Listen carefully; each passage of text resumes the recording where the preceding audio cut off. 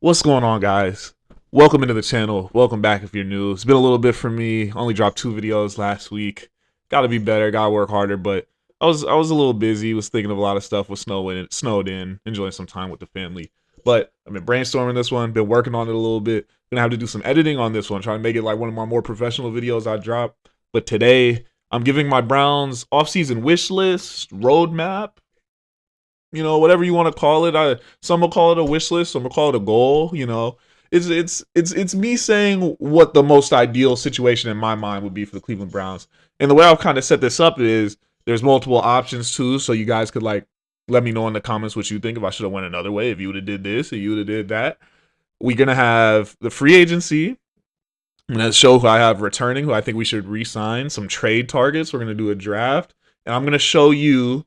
And this is really just a rebuild of the offense because I've said multiple times now, I don't think the defense needs any help. So obviously, I mean, they'll probably get some guys on the fringes in free agency and draft some guys in the later rounds. I think there's one defensive player I drafted in this video, but we're going through. I'm trying to rebuild the whole Browns offense so we could get going into next year. So without further ado, guys, like let's hop straight into it. So for starters, today, Grant Udinski pulled out of the Browns head coaching cycle. So I really think this is what this means. As I pop this up on the screen right now. Bow. These are going to be our coaches. I don't know what the mixture of these two guys is going to be. I think the most likely thing is it's going to be Nate Shieldhouse as the head coach. Jim Schwartz is DC. I personally have no idea who our OC would be. They're saying the quarterback's coach in LA might follow Nate over to be our OC. Splendid if he does. I'll take it. So that's our head coaches. That's what I got right there.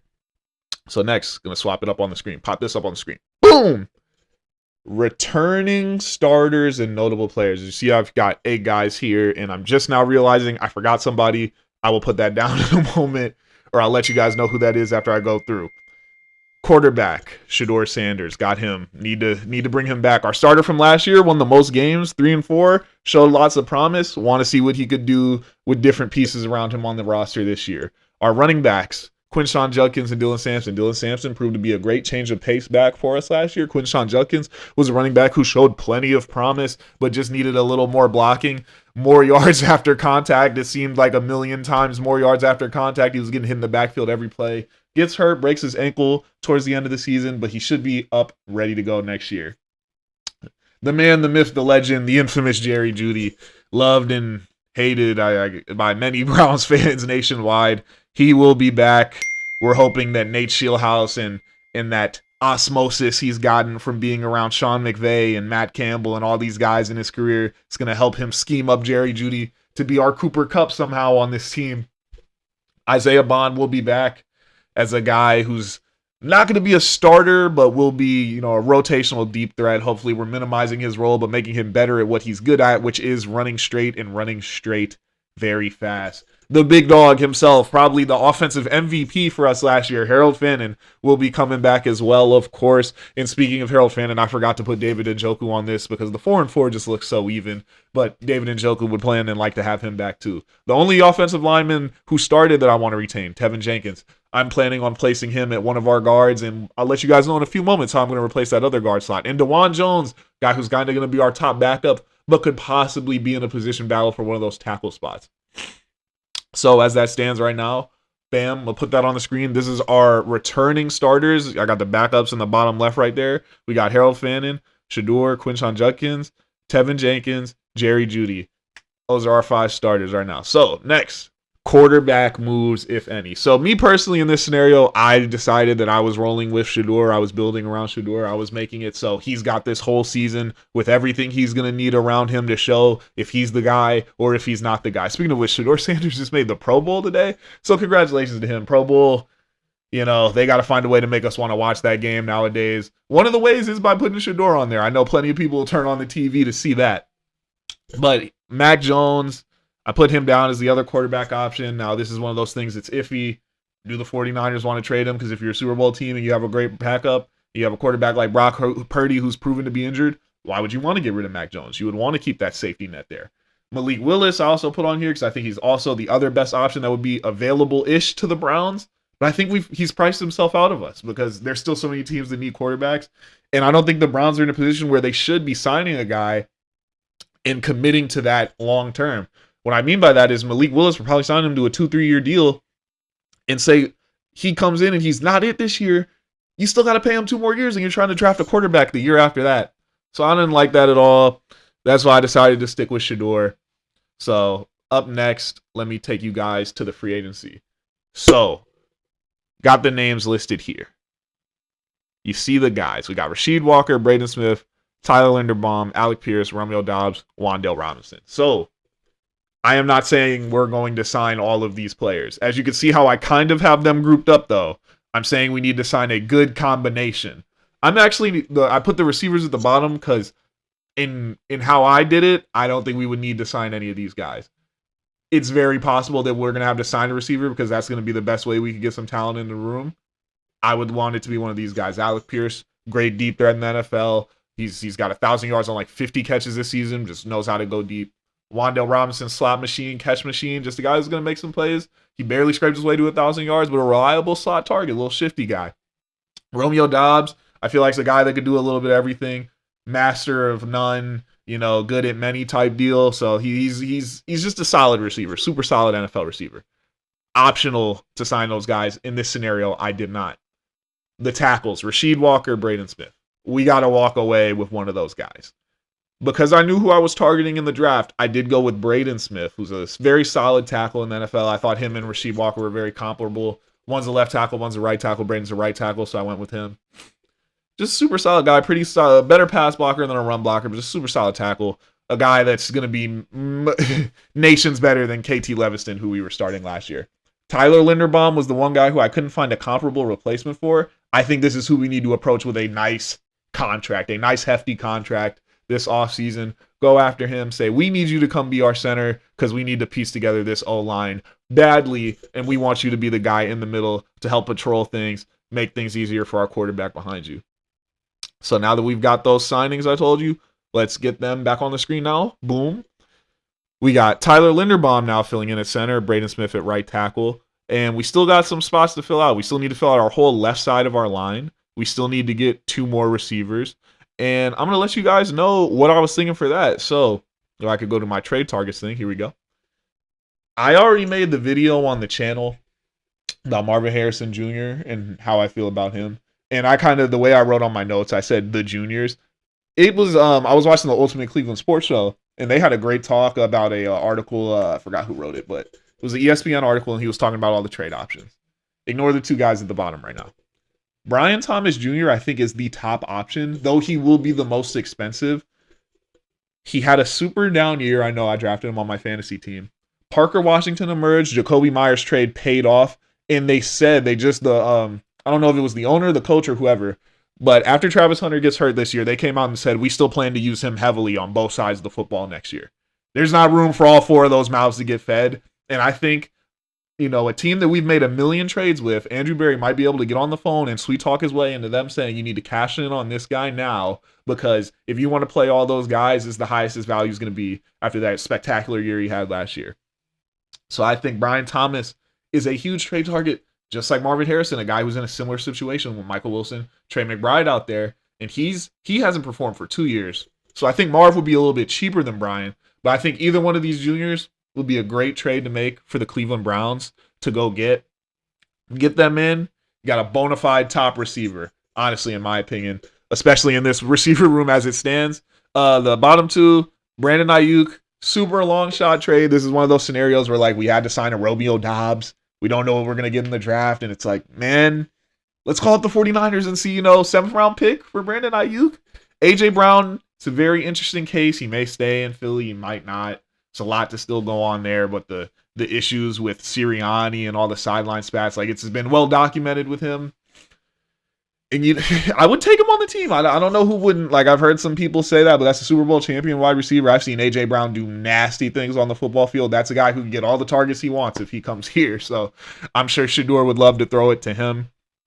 So, but for my scenario, I decided I'm going to make the trade for Brian Thomas.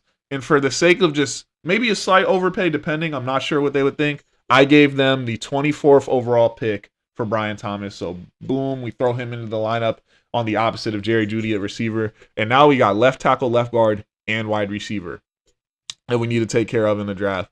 So my NFL draft that I did, preface this because I forgot to put it on the graphic. I stepped in.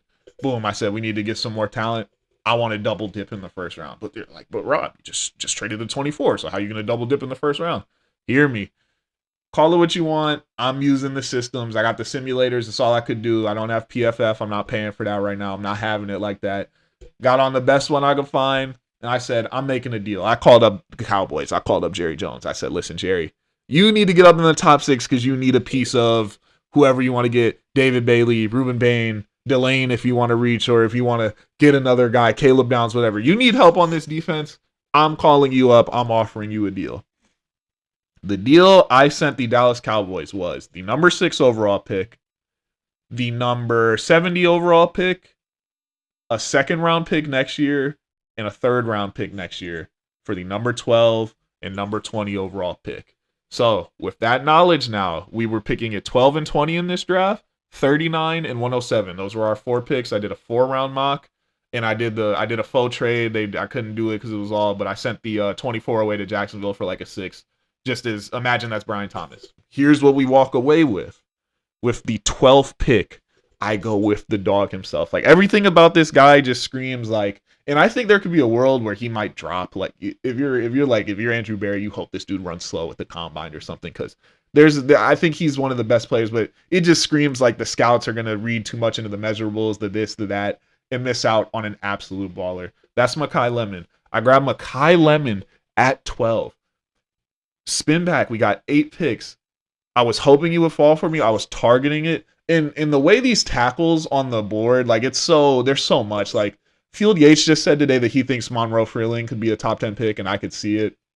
Leaga's all over the board. Maui Noah's all over the board. Fano. But I get Caleb Lomu out of Utah at left tackle.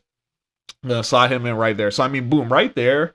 I mean, that first round, a slot receiver who's going to come in and instantly boost my receiver room. Because now I got 3 guys that playing all is the one guy in your room, it's a little iffy. But with all 3 of them together, that's going to be hard for a defense to scout for. I bring in Caleb Lomu, slide him at the left tackle. Granted, say maybe you want to play him at right tackle because I did draft another offensive lineman who's a rookie, and if you don't want 2 rookies on the same side, I don't think it matters too much.